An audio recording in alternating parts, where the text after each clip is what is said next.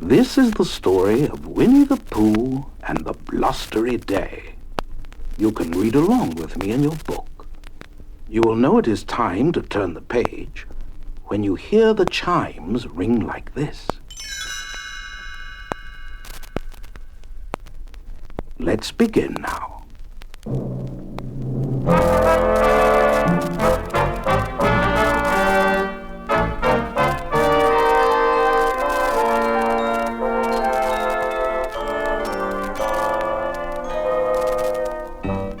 Winnie the Pooh, or Pooh as he is called by his friends, is a bear who lives in the 100-acre wood. One very blustery day, Pooh decided to visit his thinking spot.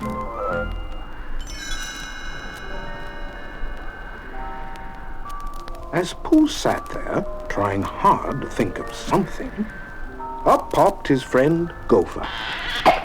Say, Pooh, if I were you, I'd think about skedaddling out of here. It's Wednesday, see? It is? Said Pooh. Oh, then I think I shall wish everyone a happy Wednesday. And I will begin with my dear friend, Piglet.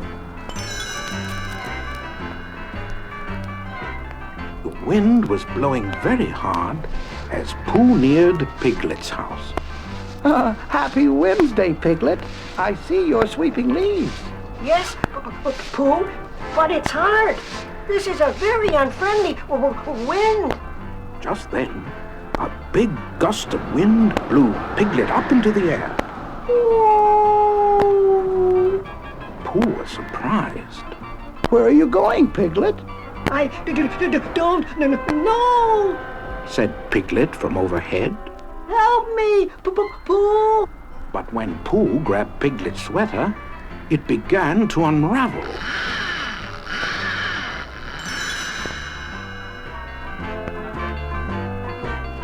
There was Piglet flying high over the countryside like a kite, with Pooh dragging behind.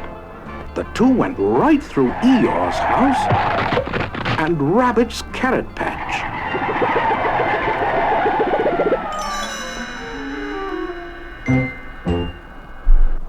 Then, with the blustiest, gustiest gust of all, Piglet and Pooh were blown right up to Owl's house in a tall tree.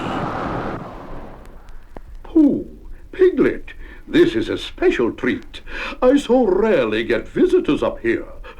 Do come in. Owl opened his window, and in blew Pooh and Piglet.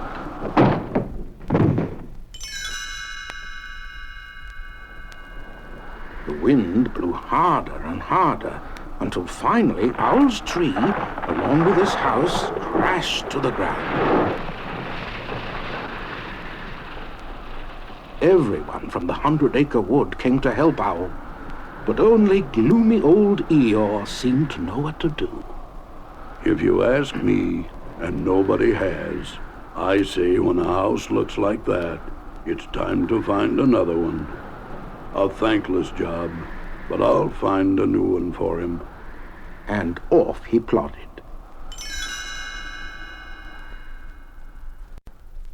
Finally, the blustery day turned into a blustery night. And to Pooh, it was an uncomfortable night, full of uncomfortable noises. And one of the noises was a sound that he had never heard before. Pooh got up and went to his door to investigate. Hello out there. Oh, I hope nobody answers.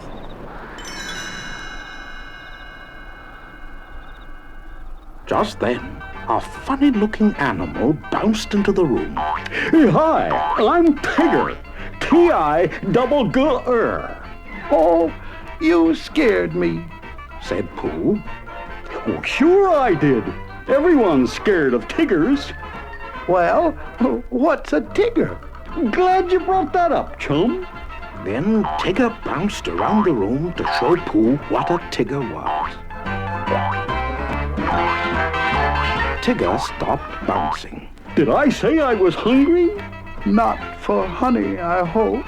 said Pooh sadly. Yuck! Tigers don't like that icky, sticky stuff. Well, I'd better be bouncing along. TTFN. Ta-ta for now.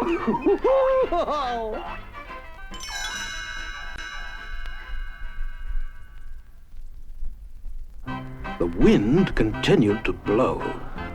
There was a clap of thunder, and it began to rain. And it rained, and it rained, and it rained. By morning, the 100-acre wood was flooding. Pooh couldn't rescue his honey pots, so he decided to eat all the honey for breakfast. He was upside down, licking the bottom of the last pot, when the water floated him right out the door. At Piglet's house, the water was coming in through the window. He wrote a message and put it into a bottle. The message read, Help! Piglet! Me! The bottle floated out of his house and out of sight. Christopher Robin lived high on a hill where the water couldn't reach. So that was where everyone from the 100-acre wood gathered. Before long, Christopher discovered Piglet's message and read it. Owl, fly over to Piglet's house and tell him we'll plan a rescue. As Owl flew over the flood, he spotted two tiny objects below. One was Piglet, standing on a chair, and the other was Pooh, still upside down in his honey pot. Owl called down, A rescue is being thought of. Be brave, little Piglet. Piglet swallowed hard. Thank you, Owl, but it's awfully hard to be brave when you're such a small animal. Pooh and Piglet eventually floated right to the hill where their friends were. Christopher Robin smiled. Pooh, you rescued Piglet.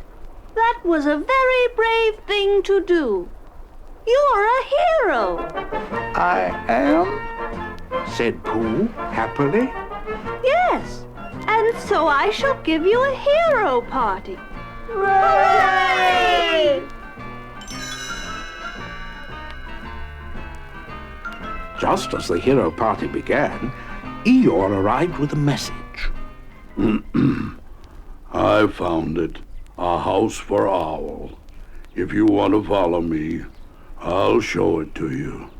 Eeyore led the way through the woods, and to everyone's great surprise, stopped in front of Piglet's house. This is Owl's new house. What do you think?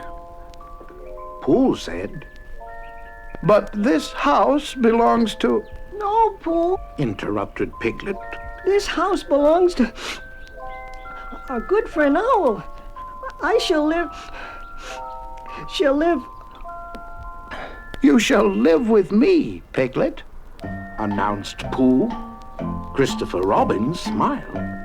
That was a very grand thing to do, Piglet, giving your house to Owl.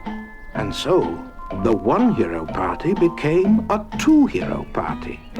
Pooh was a hero for saving Piglet's life, and Piglet was a hero for giving Owl his grand home in the beech tree.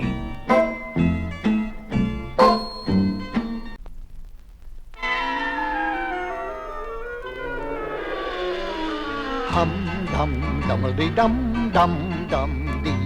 Oh, the wind is lashing lustily, and the trees are thrashing thrustily, and the leaves are rustling gustily.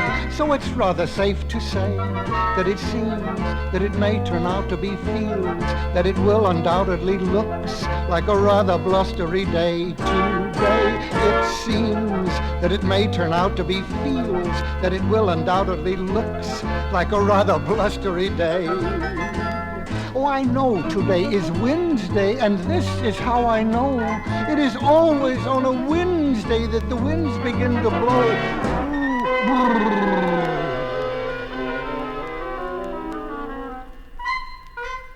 Oh, the wind is lashing lustily, and the trees are thrashing thrustily, and the leaves are rustling gustily. So it is rather safe to say that it seems that it may turn out to be fields, that it will undoubtedly looks like a rather blustery day today. seems that it may turn out to be feels that it will undoubtedly looks like a rather blustery day. The end. Everybody inside.